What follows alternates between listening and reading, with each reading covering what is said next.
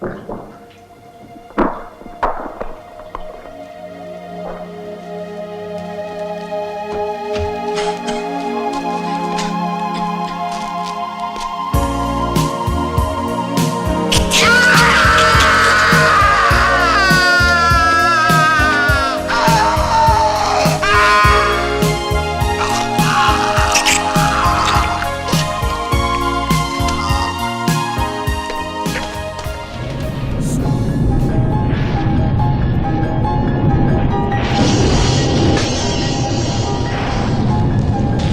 know I'm human. If you were all these things, then you just attack me right now. So some of you are still human. This thing doesn't want to show itself. It wants to hide inside an imitation. It'll fight if it has to, but it's vulnerable out in the open. If it takes us over, then it has no more enemies. Nobody left to kill it. And then it's won. You son of a bitch, you moved the cemetery, but you left the bodies, didn't you? You son of a bitch, you left the bodies and you only moved the headstones! You only moved the headstones! Why? Why? For a girl like you to come into my life, I've been waiting for a girl like you, the love that will survive. I've been waiting for someone new to make me feel alive. Yeah, waiting for a girl like you to come into my life. You bitch! You called me a bitch!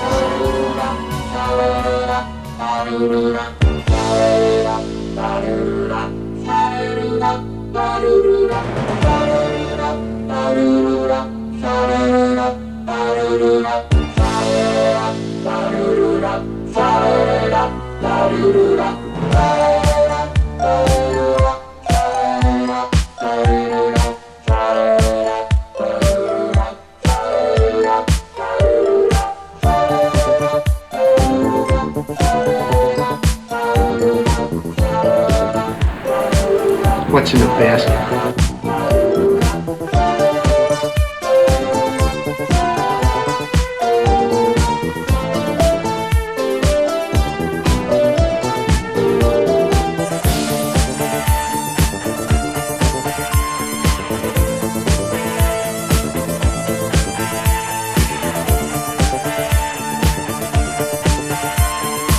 Open season! How do we know she is alive?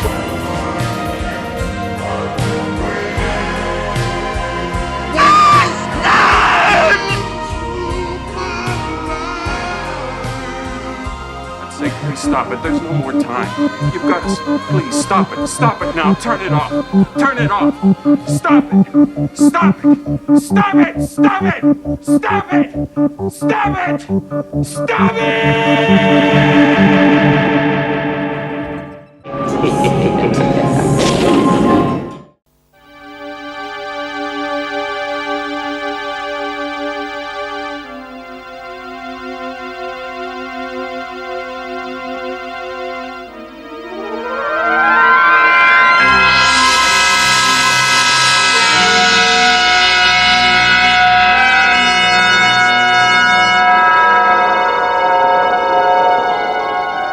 Hey guys, we're here for the first special episode of 1982. I'm here with director Rob Jabbaz, who directed The Sadness. And we're here to talk about Xtro. That is right, Xtro. How's it going, Rob? Xtro. Good. Xtro. Fucking hell of a movie. Hell of a soundtrack by, what's his name? Davenport? Harry. What's his name again? Harry, Harry David Davenport? Bromley Davenport, I believe it is. Right. Sounds very British. Wow, very what a British name. This Doesn't this get more director's British kind of than an oddball. He's an odd guy. You probably watched that video that he has on YouTube, that one where he's like, "Oh well, so you liked Xtro, huh? You must be a little bit light in the brain, or you know what I mean? Like he's almost like making you feel bad for liking the movie or something. Like it's very actually charming. It's sort of that British self-deprecation, you know." For sure. He there's a special feature where he's interviewed on the German release, and it was supposed to be edited, you can tell, and they didn't edit it. So it's real bizarre, like where they're like, "Oh, well, we're gonna cut this. We'll cut this. We'll do this. We'll do that." And I'm like, the Germans must have not translated well that this shit should be edited, but there's like a dog walking around, and it's just all. He's like, "You should smoke." The guy's like, "You should smoke. You should smoke a cigarette." What the fuck is this? But you could get his kind of personality, and he might have gave me a Richard Stanley vibe. If that makes any sense, you know what I mean? Yeah, maybe not as well. I don't know. Like Richard Stanley really did take himself pretty seriously, I think. Yeah. He's very educated and interested in certain things, but this guy kind of had that almost a little out there kind of vibe, if that makes any sense. Not like stupid or dumb, but just a little different for sure. What I really liked about listening to him, especially that little YouTube clip, was just he just seemed to, well, at least he put on kind of a facade of like, you know, hey, we're not curing cancer here. We're not trying to create a rocket. We're just trying to make a movie, you know, and he approaches it that way. The absence of pretension is very charming, I think, you know. I would agree. I typically kind of gravitate towards directors that try really hard but know what they're making at the same time. I can't stand delusional directors or delusional people in general. It's very unsettling to me where they're like, "We're making the biggest, best thing." It's like, because I've been indie actor for years. I haven't done it in years, but there'd be sometimes people would be talking about like they're making the next big thing. It's like, guys, this is like one of our paychecks. Get fucked. You know what I mean? Right. Like Stuart Gordon was like that. When I've seen of Stuart Gordon interviews, he was very much like the kind of like, well, you know, let's just put our heads together and do our best, and you know, I mean, we can't have everything. We just have to make the best situation out of this scenario, and hopefully it'll turn out pretty good. Like, there's very reasonable, very like pragmatic, like that kind of filmmaker. I've always had a lot, and not to mention he's also like one of my favorite filmmakers. You know, Stuart Gordon has so many hits. You know. So no like real bad it's nice to just sort of see that kind of thing. Yeah, no, like it's pretty much all great. Even like the what was that one with William H. Macy, the one where he Edmund. It's called like Edmund. Elmore or something. Edmund, that's right. Yeah, I used to think I didn't like that movie when I first saw it, but then I watched it again relatively recently, and I was like, what was I thinking? This is awesome. Oh God. I think there's a little delay, so we might stumble over each other a little bit. I'll try to keep my mouth shut. No, it's all good. Like, I think that when there's a delay, we just have to be like, we can't be too polite. We have to just continue to talk. Like, we can't just be like, "Oh, after you." We're gonna have to, you know, deal with this delay. Make the, you know, just like Stuart Gordon or what's his name? Harry Davenport. Is it David? Harry Bromley Davenport. Harry Bromley. Just like Harry Bromley Davenport, we're gonna have to make the best of the situation that we have in front of us and try to make this episode go well. Anyway, sorry. Let's kick it off. Let's start from the beginning and let's start talking about Xtro. I guess we'll just talk about the reason the movie got made is the producer wanted to make a villainous E.T. E.T. was 82. It was a very popular movie, obviously. We also had Thing came out the same year. The year previous, we had some Alien ripoffs and stuff like Galaxy of Terror. Same year also as 82 was Forbidden World. I always confuse them. There's Fantastic Planet, Forbidden Planet, and Forbidden World, the Corman production. So sci-fi was big, E.T. was big, and Xtro, kind of a shortened version of Extraterrestrial. So here we go. Produced, of course, by Robert Shea from New Line Cinema. And what we get is this weird kind of produced by or distributed by Robert Shea and British kind of amalgamation of supernatural slasher, alien abduction, absurdity, bizarreness in Xtro. Yeah. Is it pre-New Line? I feel like it has to be. I know that Alone in the Dark, I think Alone in the Dark had the New Line in the beginning, didn't it? I think that probably was one of the first New Lines, right? That's 82 as well. Yeah, it's hard. Right, it's hard for me to think. I'm absolutely sure that Xtro doesn't have a New Line logo in front of the film. No doubt. But one thing I do know, and I'm sure you know this too, is that one of the only sort of like sticking points in terms of like creative that Robert Shea had in the film was he wanted to have that panther show up. I mean, it's hard to argue, right, with the panther if we already have like a small clown like thing coming to life from a toy. You know what I mean? Yeah, no, I mean, I totally relate to that kind of, those kinds of weird sticking points. You know, it's kind of like, you know, like as a filmmaker, you kind of there are just these things that you just need to see. And if, like, for example, one thing that I you know, I haven't, when I made The Sadness, like I wasn't able to get this mostly because of like time constraints, not necessarily budget ones, but I've always wanted to do the asbestos suit and the guy on fire gag, you know, like where the guy's like running around, he's on fire in the asbestos suit, like just like in Nightmare on Elm Street Part 1, where like all of a sudden Freddy, you know, gains 75 pounds on him, I guess, or whatever. But I think that was probably the same kind of mentality with Robert Shea and that panther. Like he must have just gone to the zoo like that week and seen a panther and was like, we need to have one of these in Xtro, you know? I mean, his contribution to Nightmare on Elm Street was a little bit smarter than that. The sticky stairs. I mean, but the Panther's fine. I mean, the movie's so bizarre you can get away with it. I remember on Headless, we made Headless, and I'm just talking to the director, and they were arguing because Scott Shermer was the producer on it. He went to direct stuff, and they were like arguing with the guys who directed it were more special effects artists. So they wanted to put the craziest shit in there, and they're like, we can only do two things with the budget. I mean, one of these two things, they wanted a body pit, and they wanted an eyeball tree. And they're like, you can have one. They managed to get both in there, but there was an argument about one. I remember that being in there, but just kind of shit like that. Obviously, much lower budget than Xtro. I guess we can talk about the opening. I think the opening of this is probably one of the strong points, right? Because if you look at alien, abduction movies, in '61, was it Benny and Barney Hill? That was a very prominent alien abduction case. But if you look at movies, you got Fire in the Sky, which has one great scene, and Communion, which, to be honest, is kind of a piece of it's mediocre at best to me. It's just kind of I prefer Xtro, which, if that says anything. Yeah. I mean, I appreciate just how weird Communion is, like that, especially that part where like the aliens are giving him the thumbs up and all that stuff, and it's just like, I mean, I'd rather watch Xtro too. I actually just watched it again. Like I watched maybe 15 minutes ago it ended, right? So like it's very fresh in my mind. One thing that really, let's talk about the opening. The thing that is really interesting about the opening is I'm trying to figure out what exactly that, like, what it's supposed to signify. Like, is he throwing a stick into the sky and it's hitting something that's cloaked, or is it supposed to be a nod to 2001: A Space Odyssey, like the stick or the bone in the air?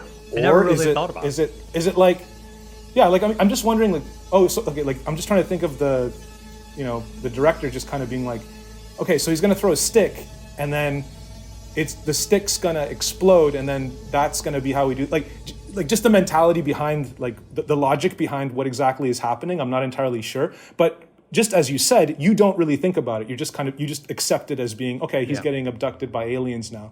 But so I guess it's successful. But also, not only does the stick, just explode in midair, like they stop the film, so it freezes in midair, almost like it freezes in time for a moment.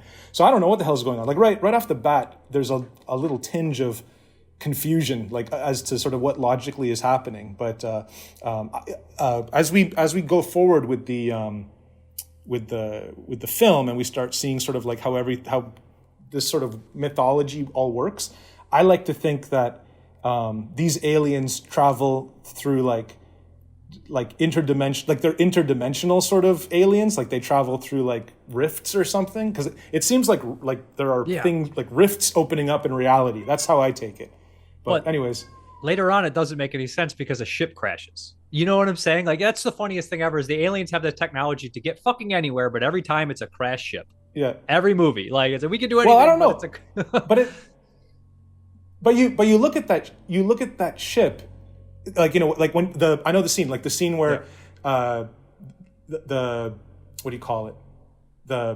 Everything's on fire. You know, like that the whatever you call it, the production designer had to go and like light a bunch of fires everywhere. But right before that scene, there's that. It looks like the silhouette of a flying saucer, but it's all just bright white. It's just all white, you know. So I actually don't know what that is. Like, to me, well, I mean, it's probably just a photograph. Like, it's not like a not even a good matte painting. It's not. Yeah, it's not like it's like a castle or anything. It's just like some trees. But the point is that it's just a parallelogram, like a white parallelogram. So I mean, I don't even know, like, to call that a ship.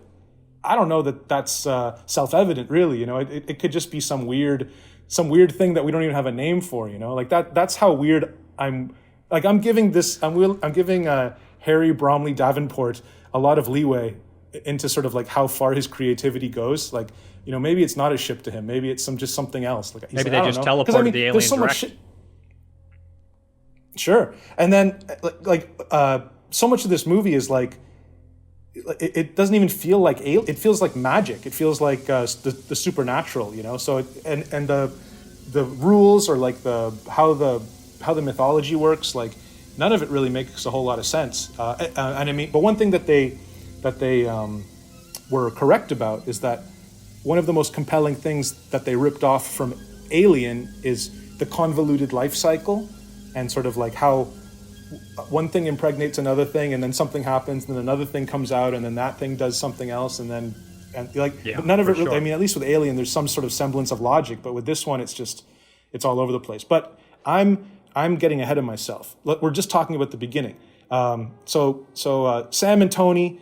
Sam disappears. Tony is left alone, and he's the only one who saw it happen. And he's like, "Yeah, Daddy disappeared." Well, and his parents. It's a rethinking too. So it's not even really probably the original scene. It's him having a nightmare about it. So when we watch that opening, that could be all bullshit of the memory of a kid.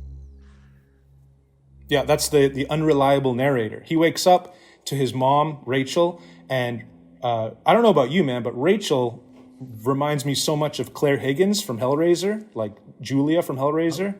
Both very British. I would say that this, what surprised me about her, I was like, how old do you think she is? The person I was watching with, you're like, well, she's British and it's the 80s, so she's probably much younger than she looks. She was only 32 when she made this movie, and she was in I had to look her up. I completely forgot. That's the crazy lady in Macabre, Lamberto Bava's Macabre.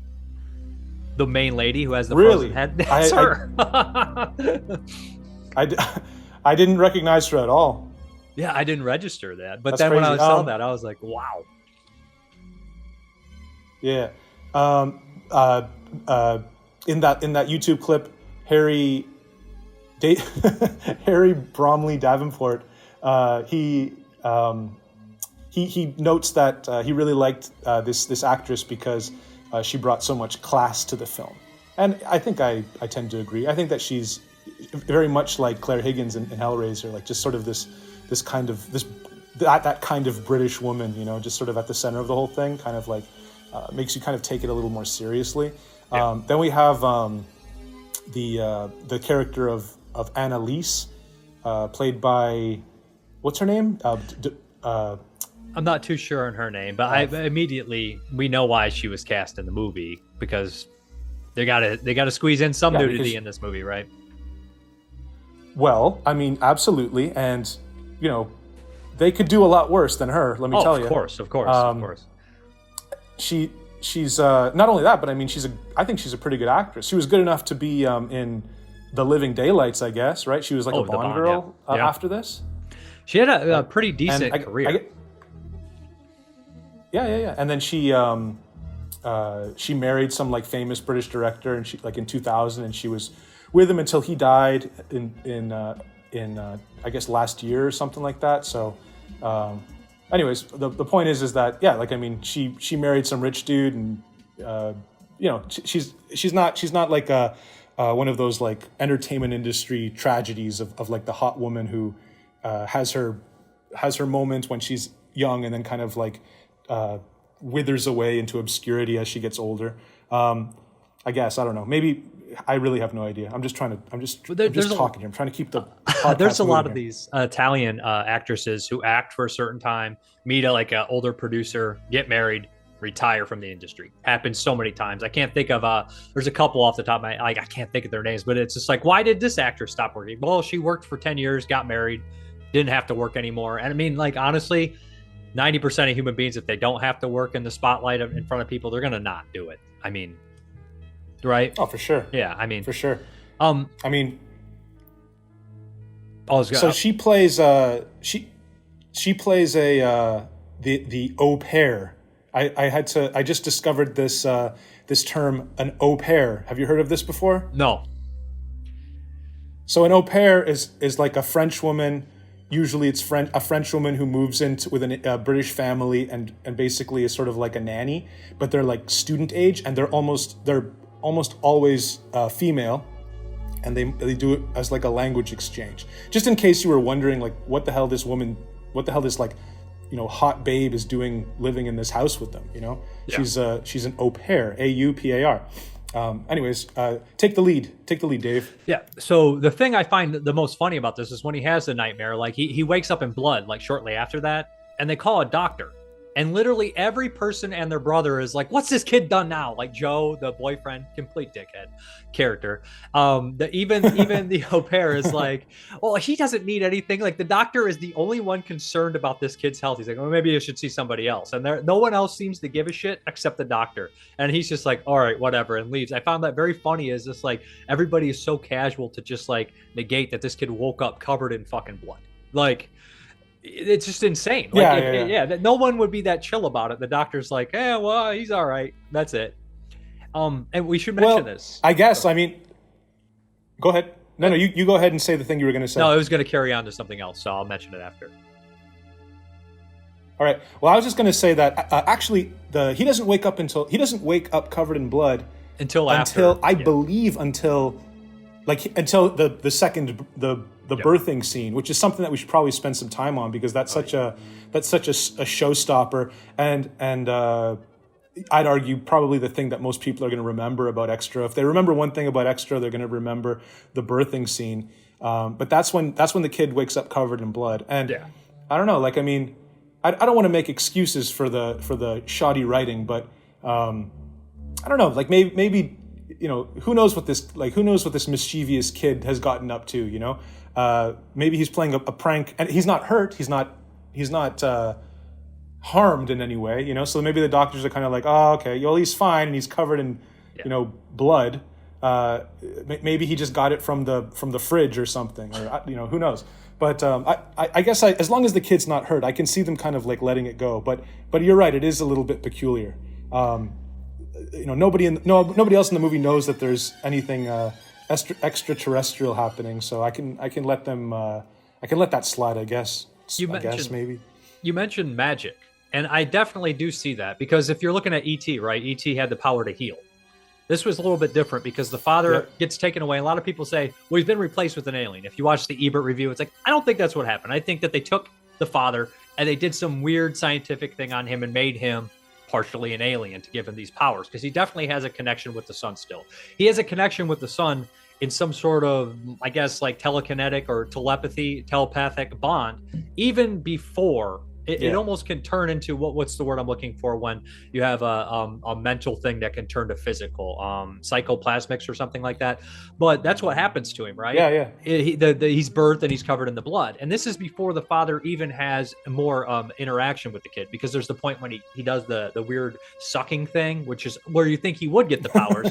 But no, the kid already has some weird connection with the father even before, and you would have to suggest that they're trying to go off the ET thing, where the alien has special powers. Maybe it has powers to project whatever it's feeling on other people. Some weird kind of, I guess, not empathetic, but you know what I'm saying, like physically making them feel what they're feeling with the connection with the sun, which is complete batshit crazy insanity and doesn't make any logical sense. But we're talking about Xtro. I think it makes sense, and I think that empathetic is the right word. Like he's connected to him. He's connected to his son in a more like sort of visceral, emotional way, rather than like he can think to him. You know, it's like he has this like so what I think you're right. Like, I think that it's not like what Ebert said, where he comes back to Earth the father gets abducted and then an alien replaces him. I think it's something like like they did something to him, or even something similar to like a Body Snatchers thing, where it's like they digest the original human, and then a new one is sort of or The Thing comes out the other end. Sure, exactly. So it absorbs all of his memories and it knows everything about him. But then when like he has that when he has that birth, like this, I would imagine that all birth is traumatic or painful to some degree, and he's just like, he comes out of this woman, and then that sort of that trauma it transmits to his son, and then it just manifests this blood all over him. That's how that trauma manifests, I guess. I wonder if old Harry Bromley Davenport was thinking about this, or if he was just kind of I just thought it would be cool. Let me just diverge for a second here. I remember getting this. I remember I had this not a Blu-ray, but an old DVD of Nightmare on Elm Street, where there was like a Wes Craven director's commentary, and he's talking about how what he wants in the very beginning, like when the credits are still coming up on the screen. He's doing his director's commentary, and he's like, you can see to the left over here, we have some leaves blowing in from the side. So I mean, my intention was kind of like to sort of create sort of a dreamlike thing where there's like, it's the school, but then there are leaves blowing through the hallway. It's like outside and the inside kind of like coming together. And I was trying to explain this to like the production designer, and they were like, well, why do you want leaves in the school? And he's just trying to, he's trying to explain to them kind of like, no, like you got to understand, like this is going to work when we actually have this all together. It's going to make sense, and the audience they're not going to ask the question, why are there leaves in the school? They're just going to take it. And in the same way, I believe the blood on the boy, the audience just for whatever reason just accepts that, and they don't ask too many questions. Like, why did that? I don't anyhow. Like I don't ask any questions about this. Transition. When you sort of, if you just have the knack and you can set things up like that, then you can kind of pull something off like that where it just feels right, or at least it feels like, oh yeah, okay, I kind of get what that means, or I kind of get what they're doing with that, That's always the stuff in movies that I really like, when something doesn't make sense, but it sort of does anyways, Well, Fulci's king of that, and that's why I like those City of Living Dead and Beyond so much, and House by Cemetery, and that's genius on Wes Craven. You don't really think of that because it's in a nightmare world, and they're putting stuff in there visually that makes you uneasy, but you don't even know why it's uneasy. That's just attention to detail that you don't really even pay attention to happening. And I know Xtro's no Nightmare on Elm Street, but still, it is interesting and strange. I do want to mention the scene where you actually see the alien walk in the street backwards, and they actually hired this like kind of like performance art group called Shock, which the guy in Walking Backwards is one of them. The guy who plays the soldier is one of them. And that guy who's in the suit was actually married to Barbie Wilde. They mentioned this in the special features, who played, the female Cenobite in Hellraiser 2, and she was part of this Shock troupe too. There's like 6 of them. The guy who gets murdered, who gets out of the car, was one of them. So it's like 6 of these people that were like performance artists and dancers and stuff like that. So they're in this.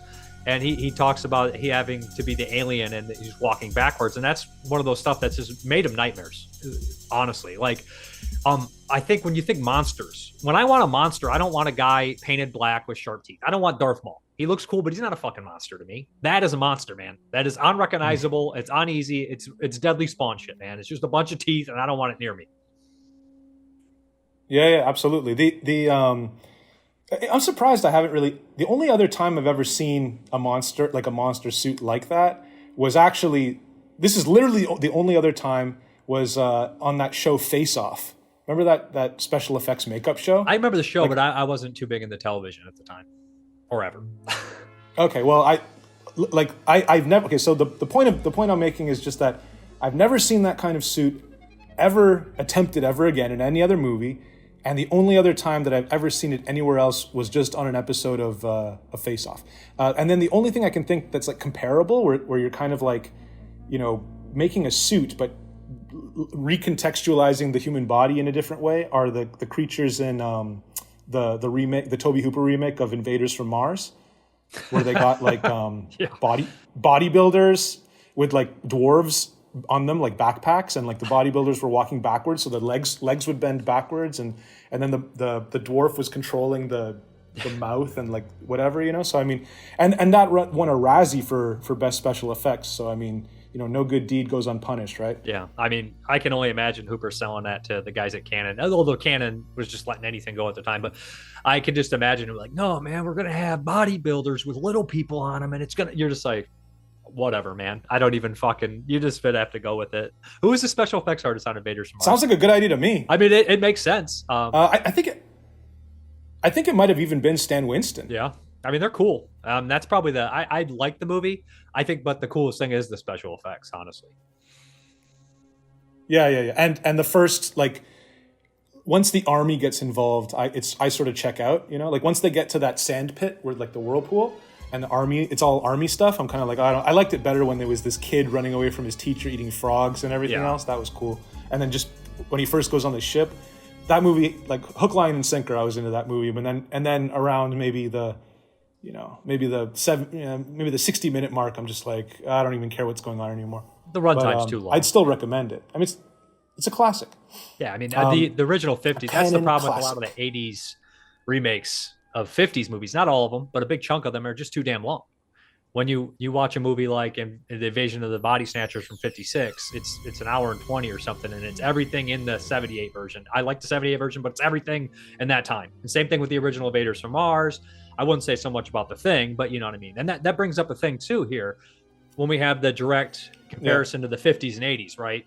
Because we're having all those movies be remade now from the 50s to the 80s. Invasion of the Body Snatchers is 78, kind of kickstarts it. Now we have The Thing. We have these sci-fi movies like E.T. and Xtro, and then eventually Night of the Creeps, Killer Clowns from Outer Space, Blue Monkey, all these kind of 50s style things done in the 80s. And that's what I think we're starting to see a little bit more of it in 82 in comparison. Although we had some stuff from 81 like Galaxy of Terror and Seminoid, another British alien movie.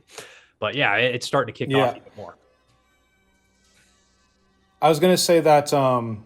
Okay, so that weird alien, that weird backwardo alien, is creeping up towards that cabin, and then we go to that lady, and she's washing her hair in the sink, and she's washing her hair in the kitchen sink with this, like they make a note of showing what she's washing her hair with, so it's like this pink plastic attachment on the sink, and then her dog is, you know, whimpering and stuff, and she's like oh, what's wrong, whatever the dog's name is, and then, you know, this thing busts in and then puts the proboscis over her mouth. Eggs go in, and then I think actually we cut away to something else for a bit, and then when we come back, she's getting up, and we start hearing this horrible sound of her like stretching from inside. She ends up like, giving birth to a full-grown man, which the only thing that's ever come close to that I've seen is maybe like Warlock 2. Do you remember like when Julian Sands comes back in Warlock 2? It's almost the same, except that he comes out as a baby and then he grows into a man like very quickly. We have the Guyver as well. So it's not quite the same. When he what? Does that happen in the Guyver? Yeah, well, he swallows the Guyver unit and he comes out full and he cuts through the thing. So that happens in there too. Right, but that's a little different. Right, but that's because it's like the key to Warlock 2 Armageddon and Xtro is just the misogyny, like just sort of the how misogynistic the whole thing is, of just like this woman's reproductive system being like perverted, and it's all totally exploitational, like just us being like, whoa, it's coming out of her pussy, like, you know, just sort of just idiot guys like us like watching it. And then the reason why I mentioned that hair attachment, that thing that she's using to wash her hair, is that after the guy bites the umbilical cord with his teeth, then they just make a point of showing him washing himself, washing all the amniotic gunk off of himself with the same shower attachment thing that she was using before. And I thought to myself when I was watching it, I was like, that's very considered. Like that the way that this guy has sort of bookended this scene with this shower attachment for your kitchen sink It's like, here it is. Like, make sure to get a good look at it, because later the guy's going to be washing off amniotic gunk, off of his body with it. I should also mention too that the lighting, absolutely. I was going to mention that the lighting throughout this entire movie is either very competent or very good. This scene is no exception at all. Like if you watch it again, when she's sort of before the alien gets into her house, you'll notice that they put this really bright orange spotlight in the fireplace that it implies a fire in the fireplace, but it's very obviously this crazy bright light that they just have in the fireplace, and then the blue lights are coming in from the windows. Not to be like I'm not much of a lighting guy, but like it is notable that a lot of the lighting in this movie is sort of expressionistic. Like it's not meant to be like one-to-one realistic. A lot of it is done with the intention of creating like sort of a heightened mood or a heightened atmosphere. Another example of this is, there's lots of examples of this, but like when we first see the clown appear, all this kind of stuff, like it's sort of just like crazy, wacky, almost stage lighting with like a lot of colored filters and weird spots and stuff. If you watch the movie with lighting in mind, you'll find that it's actually a lot better than it needs to be, Yeah, for sure. I mean, I didn't even register that, but I was impressed with how they do the scene at the end. Well, not the end, but when they get to the apartment and the old man goes down to check on him and they have the glowing ball in the dark. I mean, a scene that dark, it's even hard to even imagine fucking getting what you want on a budget, but that was impressive. I remember like, oh shit, they actually pulled this off to where I can see kind of what the hell's going on and I'm supposed to.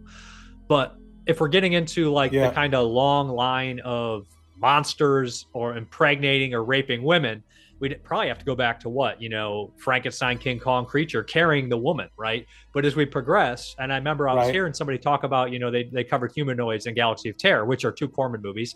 Alien has to be the first, right? 79, we have the face hugger getting on John Hurt, impregnating him. But then we have Humanoids, where the aliens rape. Then we have Galaxy of Terror, where we have the rape slug. Then we also have Inseminoid that year. Right.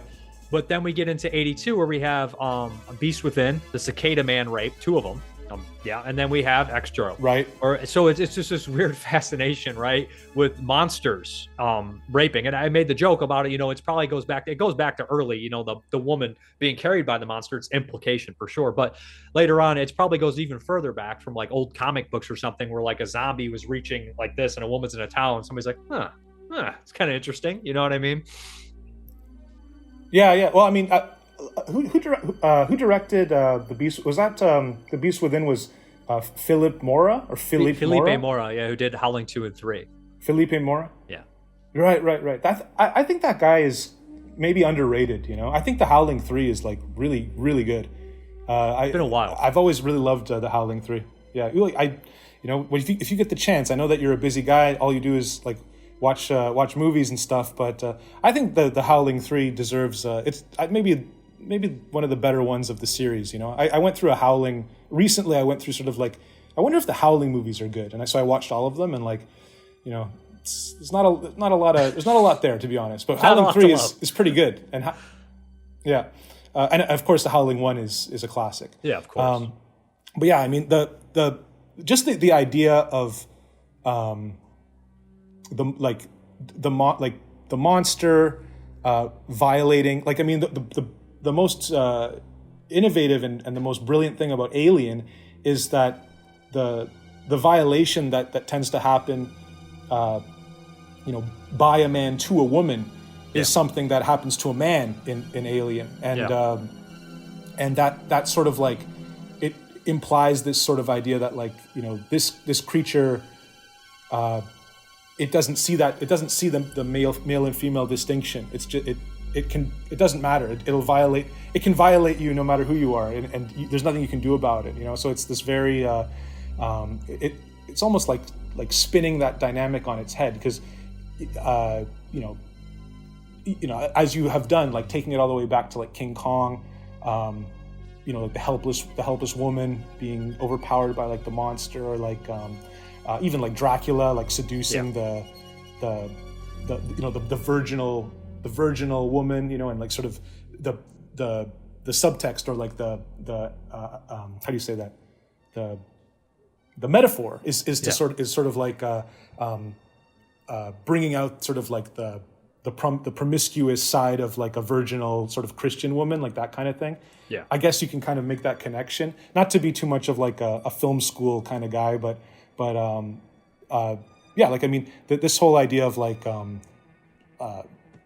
sexual violation as it relates to especially aliens and like extraterrestrials and stuff, I think is a long-standing tradition.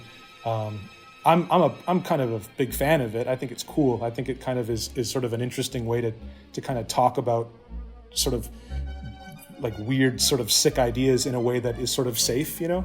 Yeah.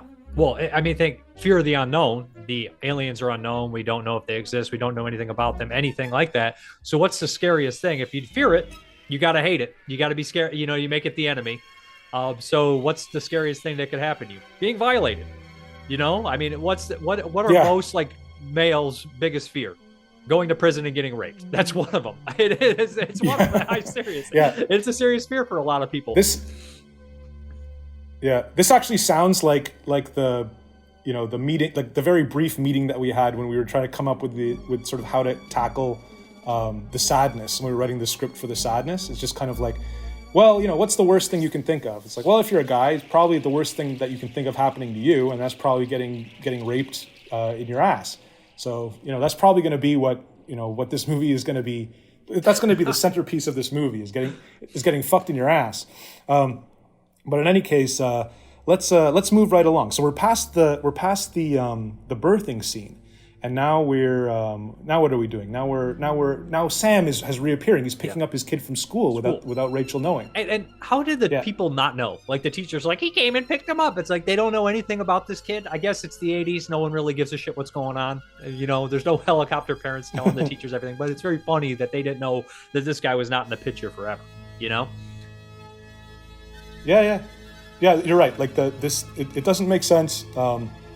There's a few things in this movie where it's just like, I'll get to it later. But there's a really funny one that happens later where it's just like, why is that happening now? Like that doesn't make any sense. But I'll get to that later. But yeah, like so he goes, and actually it's not the first. Oh, you know, this is pretty weird too. Is when he calls. He you know, steals whoever's clothes and he goes to a payphone and he calls Rachel and he's just like he's making sort of weird sounds on the phone, and then he like melts the phone, and I'm thinking like, why is the phone melting? Again, like my mind is overthinking it. Is it like, is he like toxic? Is he kind of, has he not figured out sort of his mental abilities and he's just kind of like, you know, it's like in Scanners where he's trying to communicate sort of through this. I mean, who the hell knows? I guess, again, probably, old Harry Bromley Davenport just decided that he wanted that phone to melt. Well, the kid does it later, too. He thought it'd be a good... he melts a phone? Yeah, he melts the phones because the ma tries to call back, right? And that's why they send the old man in there to get the body count up, to go check on him because he can't get through the phone. And also reminds me of Murder by Phone. This year. I mean, it's a direct correlation between the father and the son having the same power, same connection. But Murder by Phone is another horror movie this year about phones exploding and killing people. Big conspiracy thing, and it's a decent movie. Oh, you mean the Canadian movie, the one where. Well, hold on. When you say this year, you mean 1982, right? Yeah, of course. Okay. So. Yeah, I actually, man, I got to tell you, by the way, anyone who's watching this right now, you got to watch this guy's show. You got to watch all of his shows because this guy puts me on to so many movies. Like Murder by Phone is a Canadian movie because I recognize the subway stations. And man, I was so entertained by that movie. Just like the audacity of just like, you know, the way that they were doing those phone explosions, like with the audio, just like the beep, beep, beep, beep, beep, beep, like that shit. And it, like, man, I was like, man, I've been waiting for this movie. I've just been waiting for a movie where people's heads explode from telephones. But yeah, that's definitely one that I saw because of watching your show. So anyways, so yeah, the kid melts the phone. What else is going on here? Oh, you know what scene I love is the scene where they go back to the house and Sam and Tony, the father and son, are playing Connect 4, and then Joe shows up, and And Joe's got this attitude, and he's got that he's just that sort of, that sort of Paul Reiser, like Paul Reiser meets Jerry Seinfeld kind of, vibe. Yeah, and he's even like they make a point. He's an American, like the only American in the film, and they make a point of stating that he is unquestionably a Jew. Like they're like, he goes, you know me, look British, think Yiddish, right? Yeah, he does say that. That's a good line. So it's like, so it is a good line. So there's like a step taken to let the audience know this is a Jewish man. It's kind of like, okay, well, thanks for letting me know. And then he's another thing too that's really interesting about Joe is that like we see like Tony sees him just banging the hell out of his mom like early on in the movie. Like Tony comes into the bedroom. And Joe's just laying into Rachel, he's just knocking the bottom out of her, and he turns over and he's just like, "Oh, hey Tony, how you doing?" Like he's very like very like not concerned that the boy like saw him having sex with his mom, and just his sort of his attitude is just so funny. I actually like Joe. I think he's a funny character, and like how he's kind of like being super passive aggressive. Back to the Connect 4 scene where he's like, "Oh, so you're back, huh? Well, I guess a change is just as good as a break, huh? Clears your mind, huh?" Like he's all just being like super, like, as you say, like sort of smarmy and kind of passive aggressive with Sam. And then as we move forward, that part where they're having after dinner drinks because Tony's in bed, and this is where he first discovers his powers. Yeah, where he gets the top to spin. But the part where Sam throws the wine bottle at him, and then you're crazy, and then he's like, he goes, "You're out of your fucking mind!" Like he screams like into the camera, like, right into the camera. So dude, I remember the first time I saw that movie, I was like cry laughing. Like it was just just the way that it's edited too, and like how the bottle smashes behind him, and he like looks behind him like that. Man, it's really good. There's a couple weird cuts we get to see like some in this movie too, like where you're like, what was that? Like there's like a missing frame, and you're like, wait. And I think there's one in that scene where you're like, and he gets up, and you're always like, what the fuck happened there? Like you don't know where everybody's situated in that scene. Also, to mention before we move on, if you look at the Connect 4 board, there's already like 3 or 4 wins. Yeah, they're just playing for no fucking reason. It's already over. Like they're just too. Well, they're playing. Dave. They're playing British rules. Okay? What is that? I don't know. So as moving right along, they're playing Yiddish. They're playing Yiddish rules. So then, moving right along, we got Sam going in to check on Tony, and then giving him the old the kiss on the. Well, actually, first thing he does is he reveals the truth to Tony. He says, because he tells the mom, he's like, "I don't remember where I've been." But he tells the son, he's like, they changed me. They changed me so I could live. I mean, Roger Ebert should have been paying attention because the truth is delivered in these lines. And he's like, they changed me so I could live on their planet. And then he goes to like sort of, kiss his son on the collarbone, I guess. And then all of a sudden he's sucking up as you do in Britain. He sucks up a cone of skin, and then sort of like bladder effects start happening, and what is actually written on the Wikipedia page, it says Sam begins to suck Tony's blood, and it's like, no, he's not sucking his blood. No. He's not sucking. He's giving. He's putting something into Tony. I think he's like, making that metamorphosis at the end possible.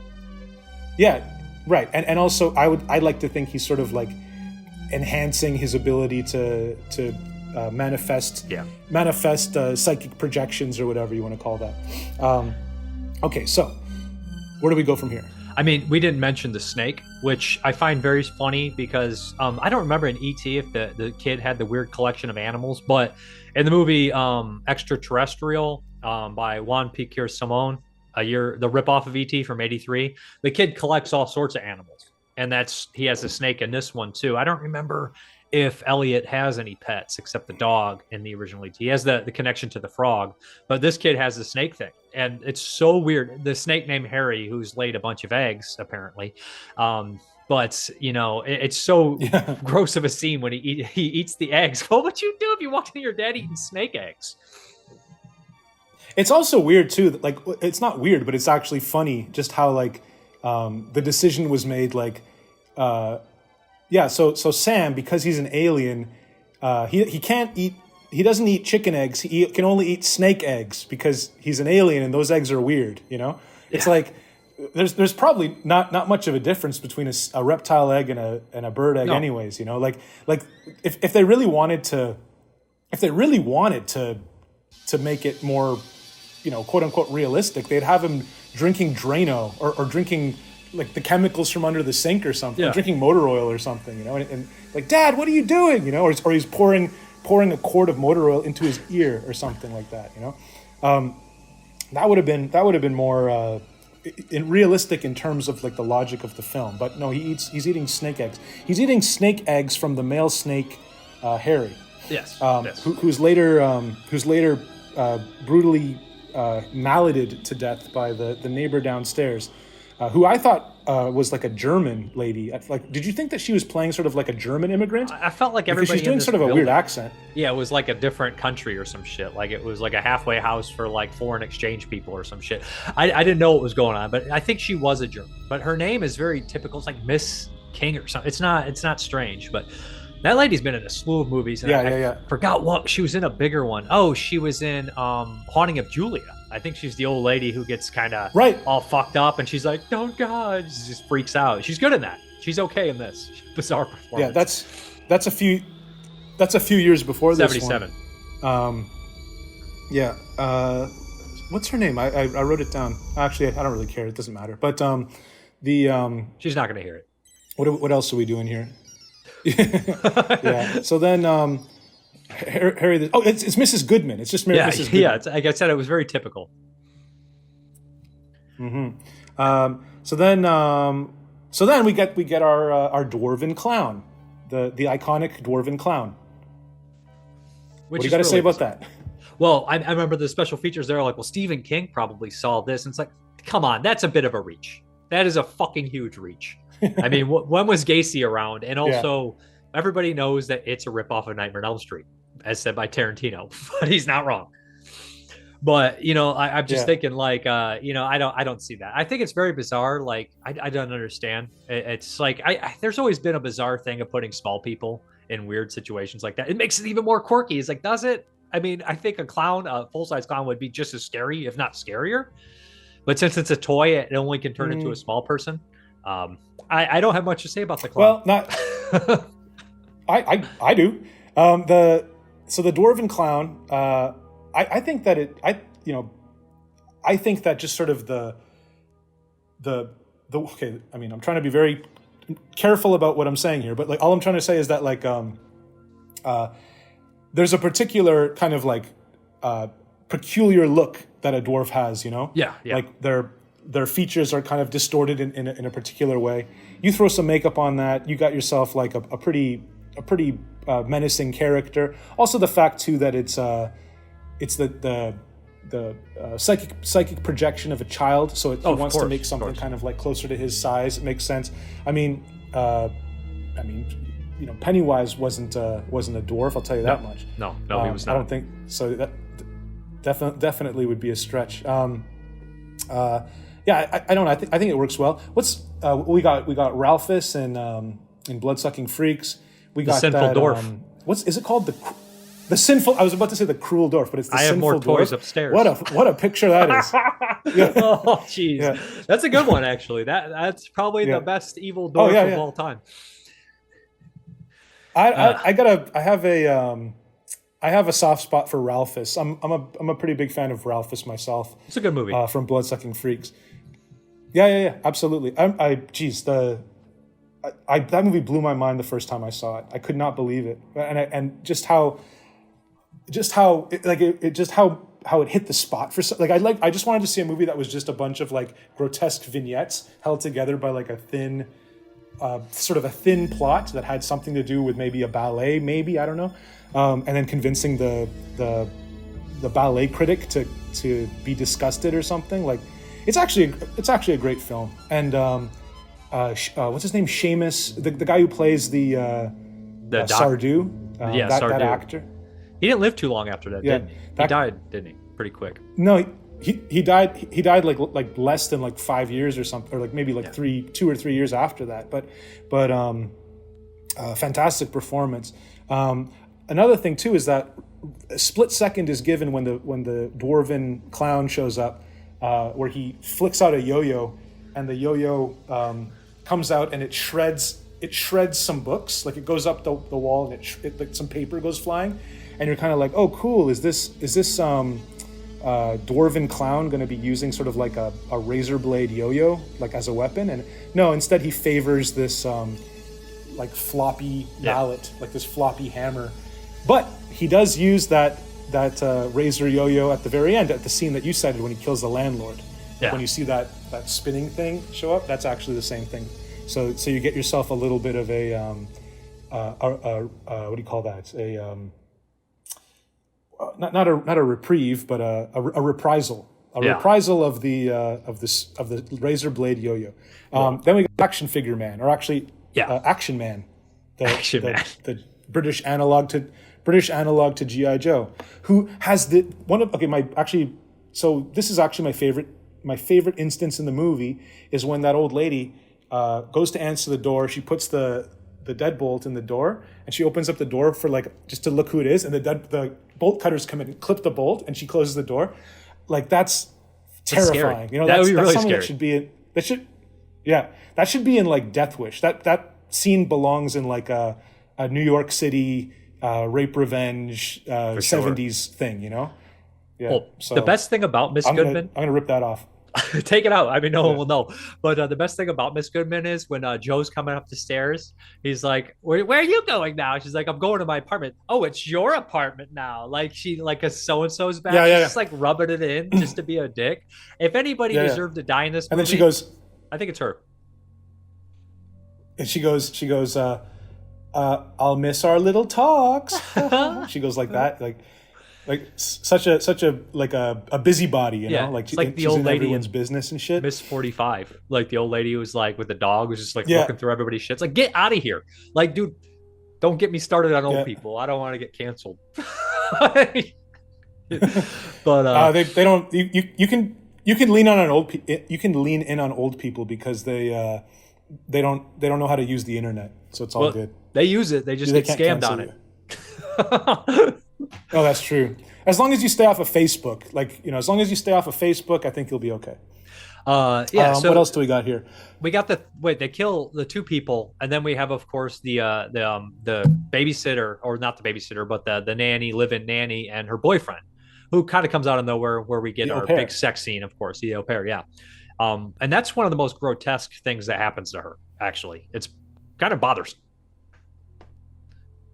Oh, what happens to Annalise, to the French au pair? Like, she just gets sort of, well, first of all, she, like, the Ralphus, the dwarven clown, falls upon her in the elevator, which is also amazing. Like, that's another, like, just really like nasty, like, it's not like gory or anything, but it gives me that same kind of like weird feeling that when I get the bolt cutters coming through the door like that, like just sort of this blunt violence, like where the guy's just has himself braced in the top of the elevator, falls upon her, she's knocked out, then he hits her in the head with that floppy hammer again, and then they convert her into this kind of just giant funnel-shaped vagina with a head on top, basically, and her job is just to generate eggs, and then the eggs go into that fridge that they've knocked over onto the floor, and this is another you take a look at that movie again, and the fridge is on the floor with the door facing towards the ceiling, and there's just bright light coming out of the fridge door, and then there's those checkered sort of like old school checkered white and yellow tiles on the floor, and then like the boy Tony is just sort of like sitting on a table, just like kicking his legs, and the clown is dumping sort of weird alien soup into the fucking fridge, and the whole situation is so bizarre. But again, beautiful lighting, beautiful staging, like the set dressing, the way the whole thing looks is just so weird and creative, and it's really, scenes like this are kind of like what makes it kind of obvious why this movie has sort of stood the test of time, like why people still talk about this movie, just because it's so creative and so creatively staged and executed, you know? It's not like the story is really creative, but just like the way that everything is set up technically within the scene, and the way everything looks, and the way that everything is shot and kind of put together, it's very, very notable, and it really shows a lot of like ingenuity and also like competence on the part of the crew. I would say patience too. I mean, this doesn't seem like it was a rushed movie, as cheap as it is. It seems like there was definitely some love and finesse put into it, mentioning all those kind of scenes. And there's a lot of scenes in here that you could mention, like let's take Inseminoid, which isn't a bad movie, or Forbidden World, which is a little bit more bizarre. Maybe I shouldn't use that one. But so many of those other space kind of horror movies, you're like, I've seen this scene in another movie. I've seen this scene somewhere else. And Xtro, you're like, never seen that before. Never seen that before. I've never seen that, because it's just such, it comes from such bizarre mind, I think. I mean, this director, he went on, he directed one movie before this, right? He did a horror, he said it was like a Repulsion ripoff, not very good, he said. And then of course he directed Xtro 2. Did he direct it, or did he? Right. Did he direct it, or did he write it? I think it was called like The Haunting of. I thought there was like Whispers and I'm not something sure in there. Whispers and Fear or something along those lines. Maybe I'm thinking of something else. I know that his first foray into the entertainment business was as a screenwriter. Yeah. But I thought that Xtro was his first film, but I guess maybe I'm mistaken. In any case, I haven't seen it. I've only seen his Xtro movies. Yeah.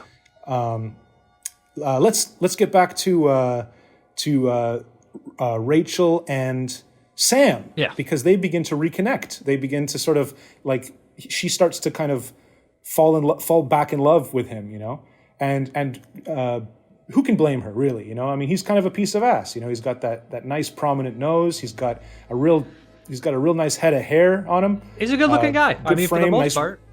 Nice white knitted sweater, pair of jeans. She finds pictures of a woman in the jacket pocket of a blazer that he has, and this is very funny because in terms of like a plot device, you know, she's like, who's this? You know, and she's showing him this picture that she finds in his pocket, and he's like, I've never seen her before in my life, and we know that he's telling the truth.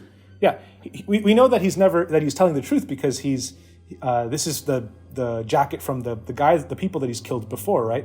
So what's funny is that as a plot device, this is sort of like, this is serving to create like distrust between them, you know, like this is a thing where it's like, oh, they're getting back together, and she's starting to sort of fall back in love with him, but then she finds this photo, and it's just funny that the decision was made to put the photo into his blazer because he's a literal alien, and he eats snake eggs, and he with his mouth puts like alien juice into his son's body, you know, like we don't really need sort of an external factor like this photograph to create a problem between him and his wife.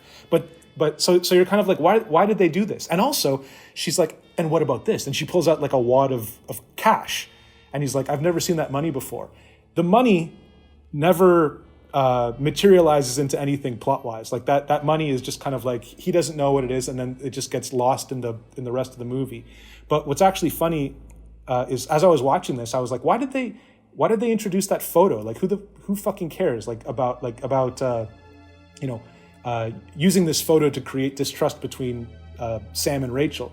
But the reason why the photo is there is so that Joe can discover it later, and then he can find the photo and then open the newspaper, and he sees that woman was murdered, and he can be like, oh my God. So that photo, the purpose of that photo is actually to give Joe a reason to drive to the country cabin, because like, oh my God, my girlfriend is with a murderer right now. So I just kind of the reason why I'm spending all this time talking about this is because I thought I caught the movie like sort of doing something stupid with the photo. Like I was like, oh, the movie is forgetting what it's doing. But then later when Joe discovers the picture and then he relates it to like the photo in the newspaper, it's like, oh, okay, that actually is sort of like a setup and a payoff. Well, Joe goes to the cabin, I think, for a different reason. I don't think he's going to the cabin there because she comes to the studio because he's a photographer, of course, as all kind of shady, schwarmy people should be. But she says, well, I'm going to the cabin, which honestly, I don't know what I'd do if I was Joe. I'd be like, see ya, bye, I'm out of here. Like, I don't know if I could put up with that kind of situation. I don't know what I would do. It's a really fucked up situation, though, so you got to, I guess, see how it plays out. But she says, I'm going to the cabin with so-and-so, Sam. And he's like, all right, whatever. And he's like, I thought you were done taking, like, basically she implies nude photography or something along those lines, or sexy lingerie photos. And he's like, I changed my mind. So, like, he must, I don't know who has the money in this situation. I don't know which one has well off because they have their own family cabin. But also at the same time, this guy seems like he's well off. So I don't know where the money's coming from. It's kind of a bizarre situation here. But she must have been single and not worried about too much, or dove into the relationship with this guy right away. But it's a bizarre situation. And he goes because he gets the call at the studio because she sends the old man the check. He dies and she can't get a hold of him. But then when he goes to leave the studio, the little boy's sitting there waiting for him already, which is very bizarre. So that's the thing that I was saying before. When I was like saying before that there's sort of like a funny coincidence. Like I really do believe that, because I really do believe that it's the photo that makes the difference, because Joe is willing to say, fuck this bitch, I don't give a fuck about her at all, because she wants to get back with this weird neglectful husband, and she can do that if she wants, but she can do it without me. But it's the fact that he discovers that, like, oh shit, this guy is a murderer, and she may actually be in danger. Bodily danger from being hurt by him, right? And that's what I think that Joe's a little more noble than you're giving him credit for. The end, I think he's that noble. He actually does care. Yeah. So, but that is what kicks him into gear. That's what's like, all right, I got to get into my Range Rover, and he goes out the back door into that alley, and his Range Rover is sitting there, and then Tony's just sitting on the hood, and he's sitting there kicking his legs, and then Joe actually says, like, what the hell are you doing here? And he's like, oh, I'm just here because I don't know, I had to be here, so you could take me or something. And then they both get into the Range Rover and they drive up to the cabin. And then once they get to the cabin, Sam is now knocking the bottom out of Rachel. Now he's having sex with her, and he's falling apart. I guess like maybe his he's going under the skin. He's having trouble. Right. He's having trouble like maintaining his human form. Like he's having trouble sort of maintaining the cohesion of his human form. So his hair, he's pulling out his hair, and there's like red and yellow, like mustard and ketchup and relish all over him, and then his fingers start to fuse like Danny DeVito in Batman Returns, and then he leaves and he goes out to that weird pod. Because there's like a pod in the yard now for some reason. There's a really gross scene during that, before, like when he's leaving, he's like, what are you doing here? And he's like, Annalise went away with her boyfriend. He's like, and just left you there? And then like he just forgets it because he's so frustrated already. He's like, never mind, let's just go. Like that's he's like, she just left you there? Like he has genuine concern for the kid, but he obviously was sensitive that it wasn't obviously the kid was not connecting with him. But the guy, like the wife realizes that he is like falling apart. and he starts to, and he like breaks down and cries for a second, but like he has to finish, like he has to impregnate her or some shit. So he finishes really quick after he cries. It's so weird and kind of gross where he's just like halfway almost done. Then he realizes he's falling apart. She's upset. He's upset. Then he just is like, I'm going to pound this out real quick and just finishes. And you're just like, is that like he has to finish because the alien DNA? It's just really fucking gross. Yeah. I mean, there's a lot. I mean, at this point, we're in the home stretch. You know, we're waiting for some sort of resolution or finale or something. And when Joe finally shows up, and he hops the little fence, goes into the house, doesn't find Sam, but does find Rachel, who's fine. But no, she's not fine. She's punched. She's bruised in the face, and he's like, "Oh my God!" And you know, and we start to kind of like we got kind of like a Stathis from The Fly sort of character going on here, like a character for sure. We didn't really like, but now we kind of like him because who else are we gonna like, you know? So he ends up chasing down Sam. Hey Sam, you know, get back here. Sam turns around and he's basically Nosferatu, and he lets out this crazy scream that destroys Joe's ears and, you know, ostensibly his brain as well. And that sound design on that scream, I find to be very satisfying. I find that to be very alien and very cool. Then all we have left, then he's dead, and then all we have left is Rachel, and she shows up. She shows up to see Sam in his true final alien form, which is sort of like a T-800 weird sort of skull. Yeah, it's almost like a Terminator skull sort of thing. Yeah, it's pretty cool actually. And then it's pretty good. And then even just like this, not necessarily. Well, I mean, the design of the creature is cool, but also just like the way it's set up with just like that wall of light behind them, the silhouettes. And then that, you know, fucking they take off. The portal sort of closes and goes off. Whatever their transportation method is, they leave, and then I do like. Then you have the little kid looking up at his dad, and he's starting to like mutate too, and you're just like, it's actually real bothersome. Like she'd never recover from that. Would you ever? Like I would just be like, yeah, well, that's time for me to check out of this. Like I'm not continuing after that shit. That's just that's a game over, man. Yeah. Well, you know, I mean, I guess. But she goes back to the apartment, and then I guess this final scene was something that was tacked on at the very end, according to two endings, and there's 4 versions of the movie. Oh, really? Yeah, there's 4 versions of this fucking thing. Oh, well, I've only seen like the one that everyone's seen, the one where the thing jumps on her face, and then the door closes, which I really like. I like how the movie ends with the door slamming closed like that. That's cool. So like stark and like final. But tell me about the other ones. So there's 4 versions. We have this version, which is the Blu-ray release, which is the original version with like a couple added scenes. And then we have the original VHS version, which is just a tad shorter of that version with a couple scenes taken out, dialogue stuff. And then we have the original director's version, which is the movie that we just watched, the Blu-ray, but it has a different ending. And the other ending is fucking weird as shit. So all those eggs have hatched into mini Tonys. They're all a bunch of Tonys, which makes the weird life cycle even crazier. But they're not like actual Tony. Like it looks like they're wearing these fake masks to look like Tony. So it just looks like a bunch of brood spawn. And she walks in a bathroom and they're all like surrounding her, like mom, mom, mom, mom. And it's just like nightmare fuel. Oh. It's fucking weird. It's like I feel like this director probably was a fan of the brood as well.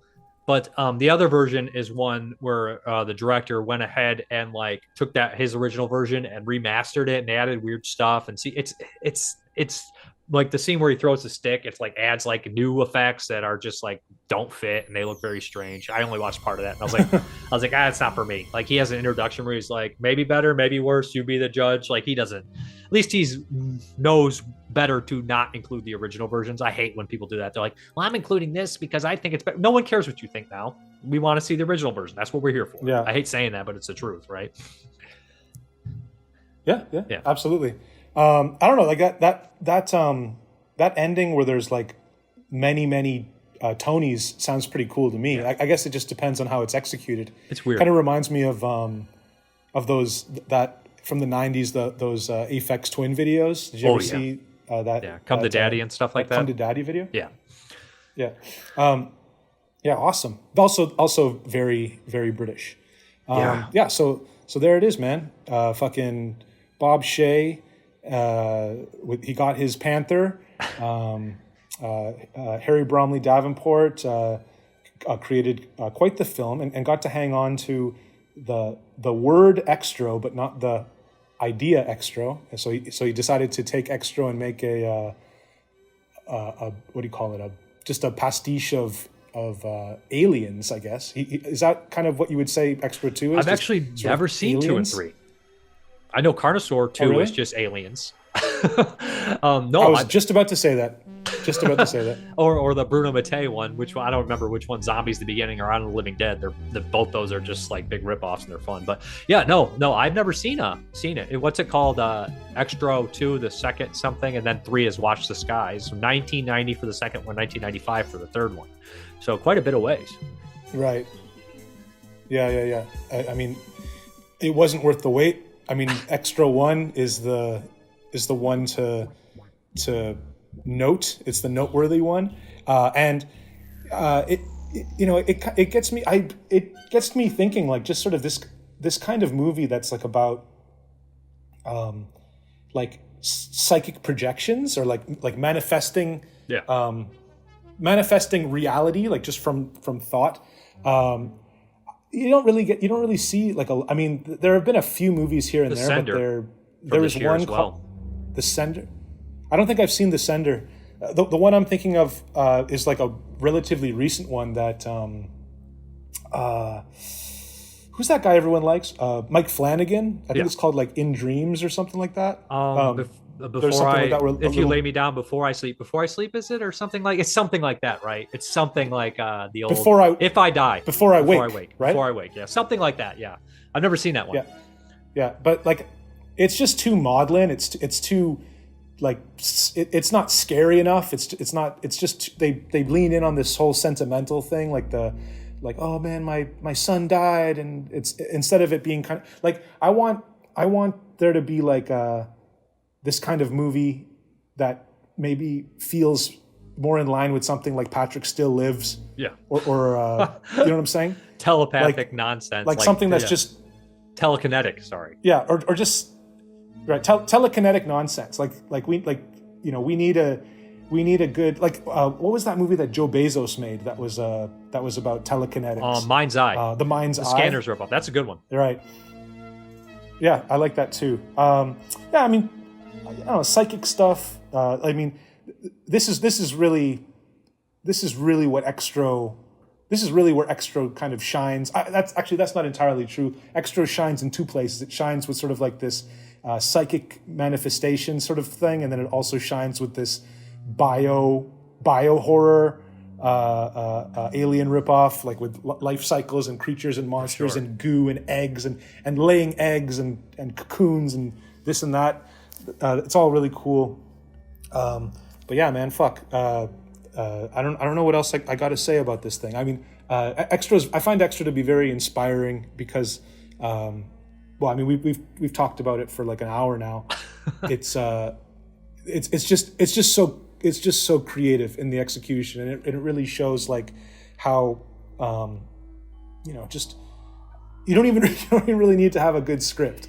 You just need to have like imagination, kind of a good imagination and sort of a good sense of like staging and a good sense of like putting together a scene, and then putting together another scene and then linking the scenes together, and then you got yourself a motion picture. Talking about like the visual transitions, and it does have that. Before I forget, I want to mention there's another thing that's kind of like doing the physical manifestations of things. Of course, the brood is, right? You do the brood and you have the treatment and it comes out into something physical. I've always been very interested in the idea. Yeah. The Slayer is also one from 82 where her nightmares become a reality and the nightmares come out and actually kill people, which I feel is a precursor to Nightmare on Elm Street. people could say the same about Phantasm, right? That's kind of the idea of the kid's nightmare is almost seeming real. So it's been done, and it's been done in an almost absurdist, surreal way to the point where they don't hit you over the head with it. So people are like, that's the first one to do it. It's like, is it? Because The Sender, Slayer, Xtro, all these movies have a little bit of the DNA.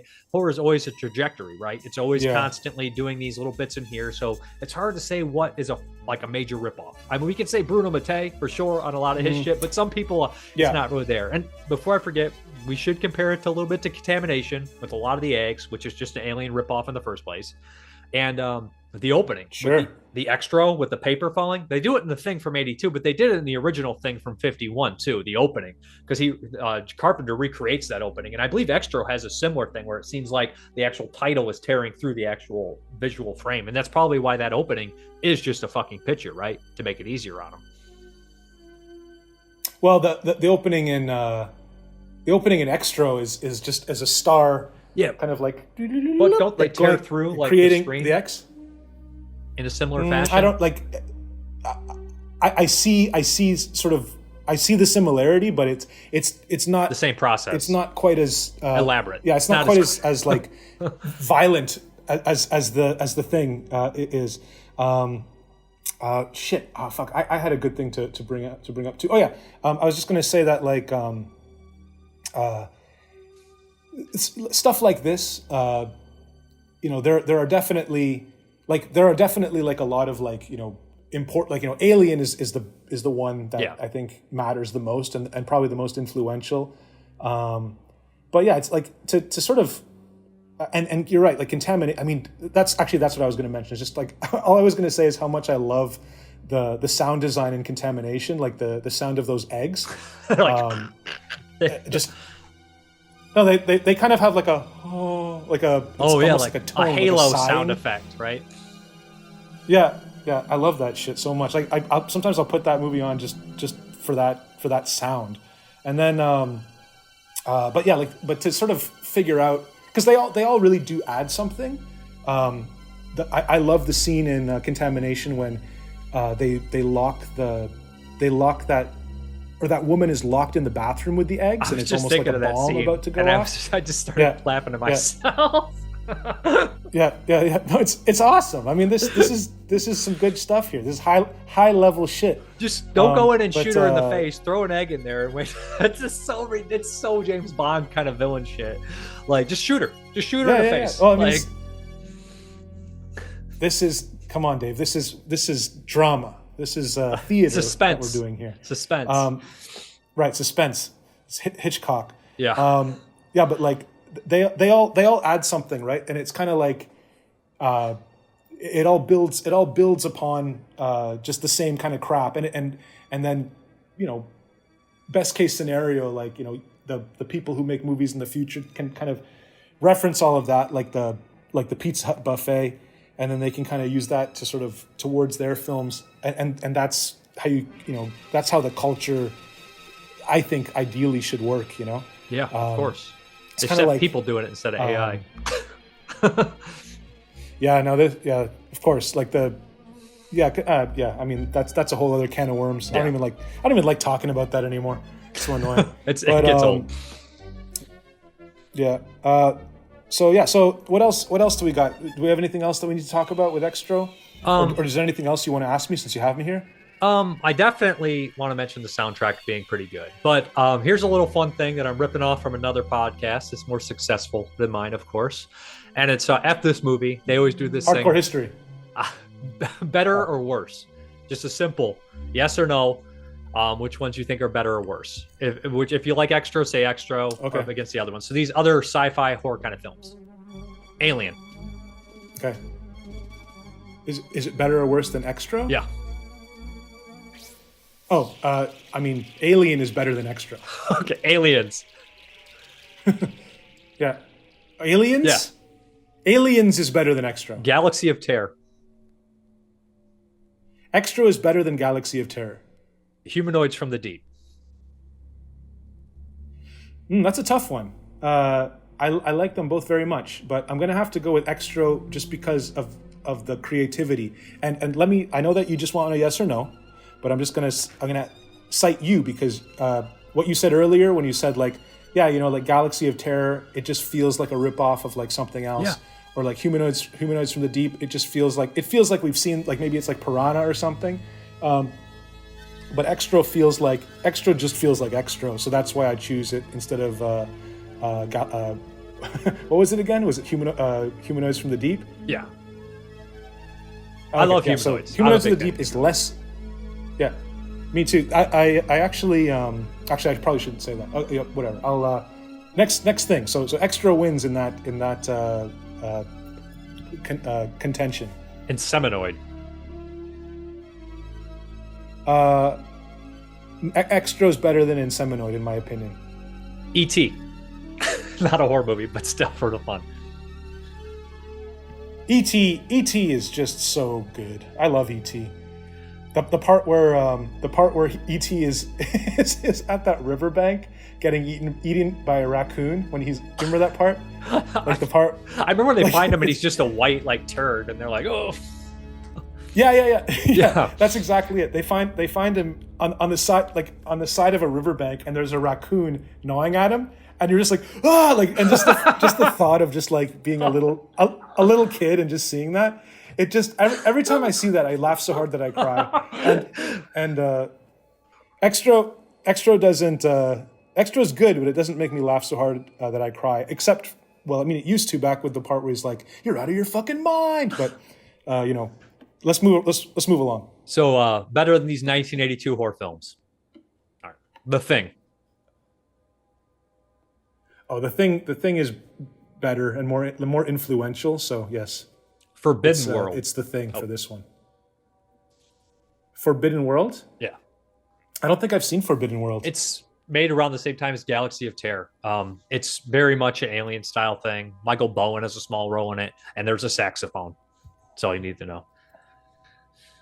Oh, like The Devil's Honey? A Not saxophone quite scene that. like that? Not quite like that. I don't think there's ever been a saxophone scene like that.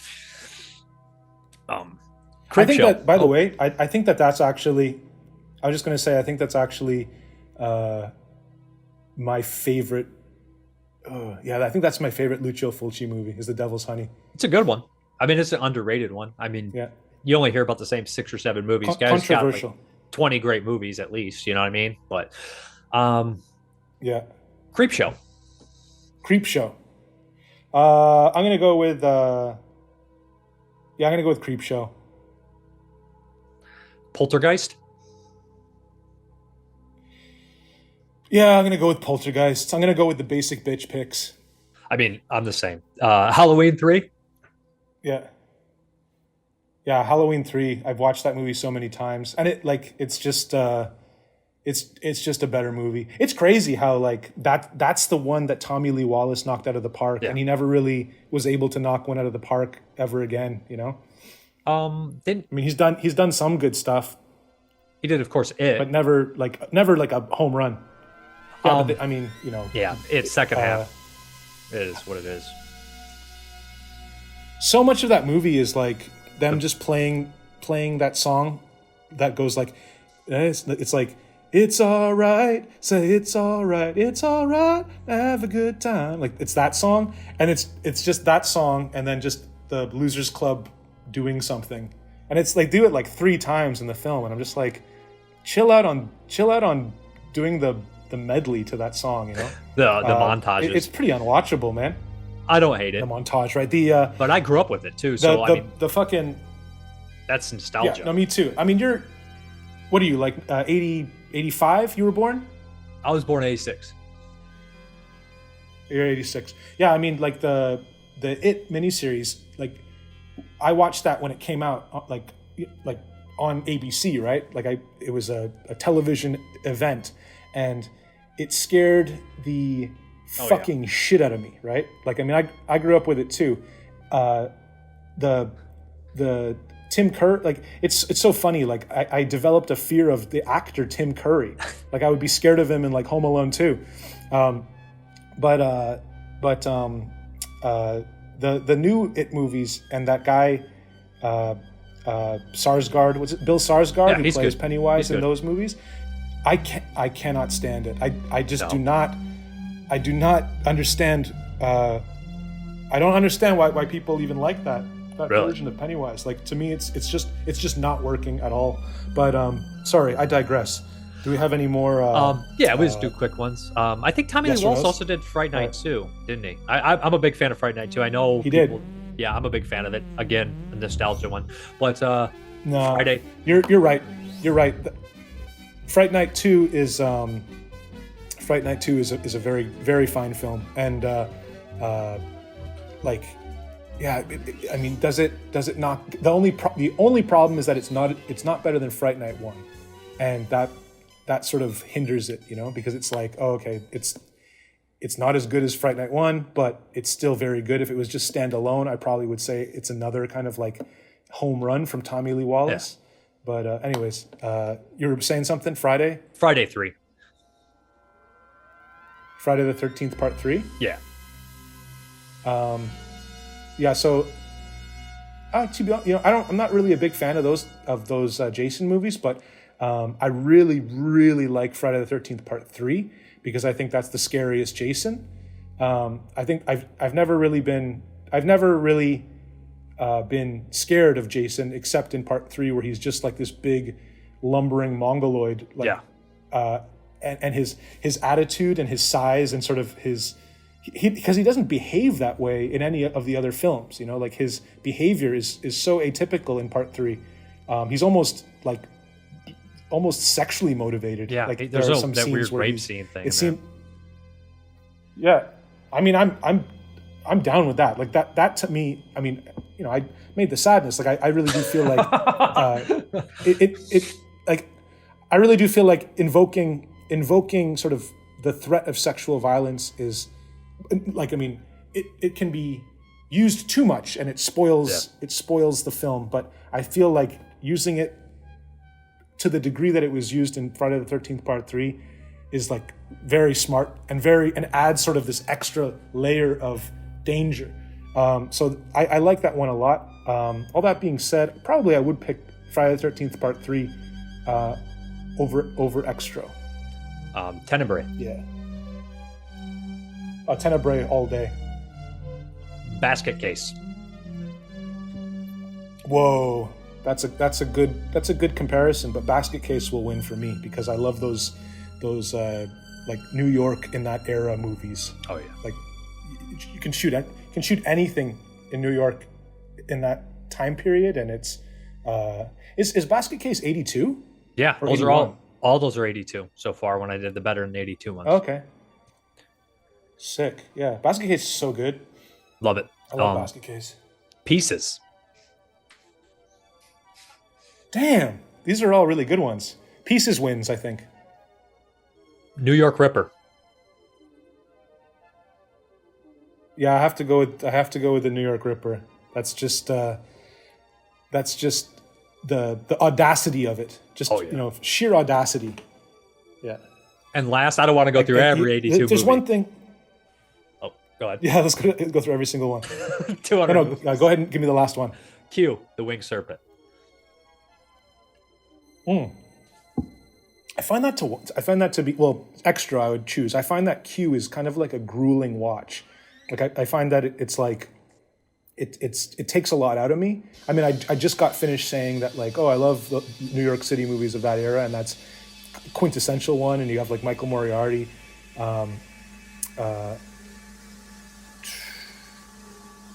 not sure, like you know, I really liked Michael Moriarty and The Stuff. He's good. Man. I'm not sure how much I'm not sure how much I like him in Q. He is good in Q as well, but I don't know. I think maybe just that movie should have been made when they could have done the creature a little better or something. Like it just we just weren't there yet technologically, you know. I mean, it's a good movie and the characters are great and stuff, but like you're just so disappointed how we just never really get to see that creature really do anything that cool, you know? Yeah, he's definitely... and it's all very implied. Yesteryear. I mean, it's funny because Basket Case, he seems a little older too, but when you're making a small creature, you get away with a little bit more than a giant creature. Weird about Michael Moriarty, he also did another movie this year, 82, Bloodlink.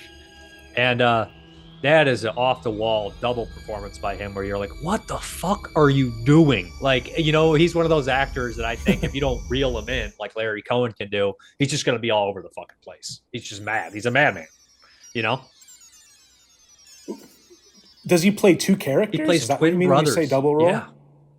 One's evil. Oh, wow. One's not evil. Damn. You get the point. You know what's going on. It's sisters, but Michael Moriarty. Yeah.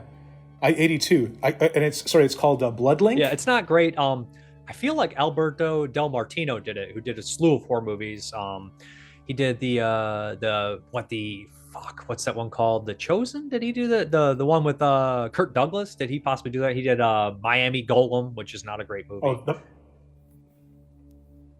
it's called The Chosen with Ring of Kirk Fire Douglas? or something Kirk like that. Douglas? Yeah, it's the kind of Omen ripoff deal from the 70s. Oh, okay. All I can think of with is the Fury. But, That's 78. It's not that though. That's a De Palma. De Kirk Palma. Douglas, yeah. Yeah. Yeah. Well, fuck. I gotta check out. I guess I'll check out. I mean, I guess you told me just now that Bloodlink is not that great. It's okay. Cameron Mitchell's in it. It's okay. Yeah, I don't know. I appreciate Cameron Mitchell, but I'm not one of those red letter media sort of Cameron Mitchell enthusiasts. You know, he's very funny. I like him when I see him once in a while. I didn't even know they had a thing with him. I'm not big on a lot of the other. Like, I actually don't. I've probably seen a red letter media here and there. I've seen like Cinema Snob here and there. I'm not a big I usually listen to like I said, like commentaries and stuff. I don't always watch a lot of the YouTube reviews. But is there anything you want to plug or talk about? I know that you just had Sadness get 4K release in the United States through Shudder and Vinegar Syndrome. Yep. That's I think that if I plug that, it doesn't really benefit me in any way because we already sold the rights, so it's like I'm not making any money off of it, so they can promote that themselves. What I do have to promote is my comic Black Urn. You guys should buy this from my shop. It's full of all sorts of depraved stuff here. I should actually send one of these to you, Dave. But I'll read it. It's Maybe just I'll just buy one. Yeah, sure. It's just like I've gotten sick and tired of writing scripts and sort of trying to play the game of getting it past the goalie. And because I've written a lot of scripts and I've tried to get some stuff through, and I'm slowly it's working and the wheels are turning on some stuff. But during that period of time, I wanted to get something written and done that I could just release as a final product. You know what I mean? You're writing something that doesn't have to kind of get okayed and then be the blueprint for a production. It's like this is just done, and now you can read it and I can present it to an audience. So what this represents, Black Urn, is just me unhindered by trying to do something that's in good taste at all. This is some of my most depraved stuff. I think that there's some people out there who will really like it. So that's about it. And you can get it on my Big Cartel. Just search for my name. I'm the only guy in the whole world whose name is Rob Jabbaz. It's on my Big Cartel. Should be able to find it. Awesome. So that's it. I'll put a link in everything. Thanks, man. I really appreciate you having me on the show to talk about Xtro. It was a good time, man. And as I already said, I really do think your show is great, and I hope that you continue to do it for a long time because I think you're one of the best on YouTube, man. I think that what you do is important. Not a lot of guys on YouTube who talk about movies kind of care as much as you do, and also I don't think they understand why it's important as much as you do, and if that makes sense. Yeah, I appreciate it. Thanks. I appreciate you coming on too. I mean, I can't do anything without guests, you know what I mean? And the better guest, I always try to get good guests that know about movies and stuff. There's a million people doing this that are like me. There's not so many people getting other people that know shit on their show as well. There's some good podcasts out there. Projection Booth is a great one that gets tons of people on there and stuff. But as far as YouTube's concerned, I don't just do body count videos where I cut clips of bodies getting killed to get my subscribers. I know that sounds like shitty, like a hit on people, but that's what a lot of people did to get their subscribers. Yeah. Well, I mean, like as I said, I get a lot of ideas for like what movies to watch from checking out your show and your reviews and stuff. And yeah, it's good stuff. This is coming from a guy who likes movies, who made a movie. I watch your show. I'm a fan of you. So yeah, let's wrap it up, and I'll talk to you next time. Yeah, for sure. You can come back. Big fan of the sadness, but I'm pretty sure you already know that, though. Thanks for coming on. Anytime. I do. Cool. All right. See you later, man.